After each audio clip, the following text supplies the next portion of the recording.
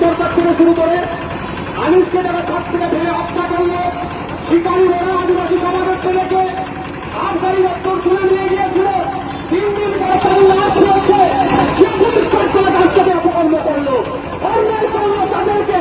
এর প্রশাসনে একটা অংশ মুখ্যমন্ত্রী বাঁচানোর জন্য কেন তৎপর হয়ে উঠছে, এর খবর আগামী দিনে দিতে হবে। আমরা শান্তিপূর্ণ আন্দোলনের পক্ষে,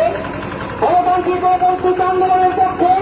বিচার ব্যবস্থার প্রতি সম্মান রাখতে রাখি। যদি কোনো কলকাতা হাইকোর্টের কোন বিচারপতি যদি আমাদের রাস্তায় আঘাত দেয়, তার সাধারণ মানুষের যদি প্রশ্ন করে বিচার ব্যবস্থার প্রতি যদি আমাদের রাস্তা পাবে, সেই বিচারপতিকে কিন্তু দায়ভার নিতে হবে। আমরা রাস্তা লিখেছিলাম রাখবো, কিন্তু দুর্ভাগ্যের বিষয় আমরা একের পর এক ঘটনা ঘটে যাচ্ছে, এইগুলোকে ধামাচাপা দেওয়ার জন্য প্রশাসন এবং সরকার তৎপরতা দেখাচ্ছে। আমরা ভুলে যাচ্ছি না, সরকার থেকে শুরু করে আনিসকে যারা ছাদ থেকে ফেলে হত্যা করলো, শিকারী বড় আদিবাসী সমাজের ছেলেকে আবগারি দপ্তর তুলে নিয়ে গিয়েছিল, 3 দিন পরে তার লাশ রয়েছে, রাস্তাতে অপকর্ম করলো, অন্যায় করলো তাদেরকে, এর প্রশাসনে একটা অংশ মুখ্যমন্ত্রী বাঁচানোর জন্য কেন তৎপর হয়ে উঠছে,